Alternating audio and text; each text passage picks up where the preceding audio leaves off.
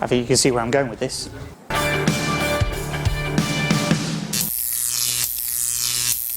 If you're watching this video, chances are you've decided you're going to make the switch to electric. And you're not alone.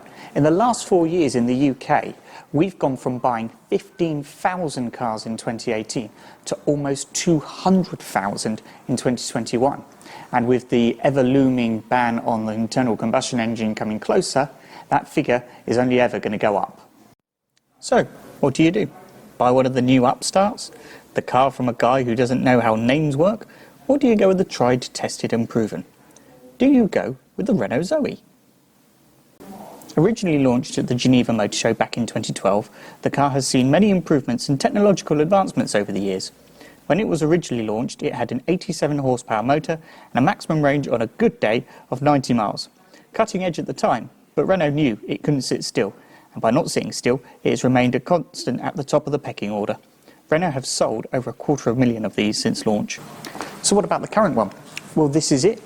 Power is now up at 137 horsepower, and when you compare it to its rivals in this class, it beats them on range too at 238 miles.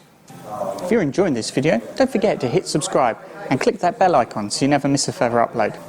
Now, it would be remiss of me to not acknowledge the elephant in the room here. You don't need me to tell you, there's plenty of reports on the internet for that. But there are a few caveats that I want to point out, specifically around active safety.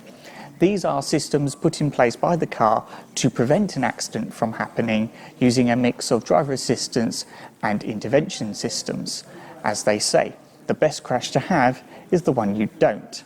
And if you look at this graph here, you'll see that the Zoe has more active systems on the car as standard compared to all of its rivals. Now, taking a look at the car from the outside, it's still got a very contemporary look to it and the specification list to match. As standard, you get LED headlamps with C-shaped daytime running lights, which are automatic along with the wipers, 16-inch alloy wheels, keyless entry, hidden rear door handles, electrically adjusting and heated mirrors, front fog lights, rear sensors, and around the back of the car you get these LED scrolling indicators. Proper fancy that is. Moving up to the S Edition gives you front sensors, and moving up again to GT Line Plus gives you diamond cut alloy wheels and tinted rear windows. But the best bit is the diamond on the front also doubles up as a charger. In the boot as well, you get 338 litres of space, which is almost double that of some of its rivals. In the cabin, you get some really nice details, like with the seats and the door trim, which is actually made from recycled seat belts. In terms of technology, you also get cruise control with speed limiter, digital driver's display, a 7.3-inch touch display with smartphone connectivity, climate control, USB ports for the rear.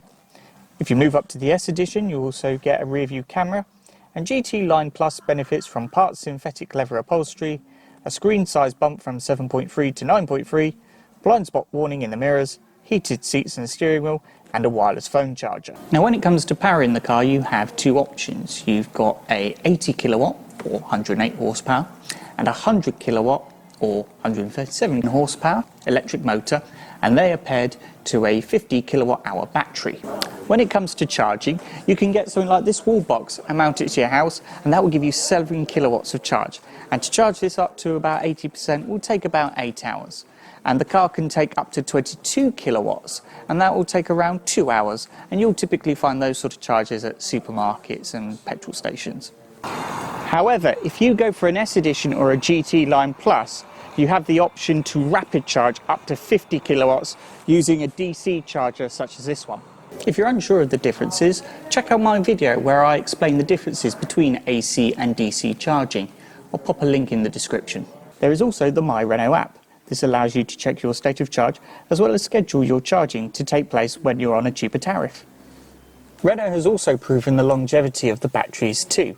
Over a 10-year period, 99.5% of all of the batteries still hold more than 75% of their capacity. Coupled that with the 5-year warranty on the car and the 8-year 100,000 mile warranty on the battery, and you can be assured of strong reliability. So that is the Renault Zoe. If you want to find out more about the car, check out our website, smcmotorgroup.co.uk. Of course, you can also find us on our social channels, Facebook and Instagram, at SMC Renault. And of course, if you haven't done so already, make sure you hit subscribe, click that bell icon so you never miss a further upload. And in the meantime, why don't you check out some of our other videos, like when I checked out the Zoe's petrol cousin, the Renault Clio, and also this one over here, if you needed something a little bit bigger, where I had a look at the Renault Captur.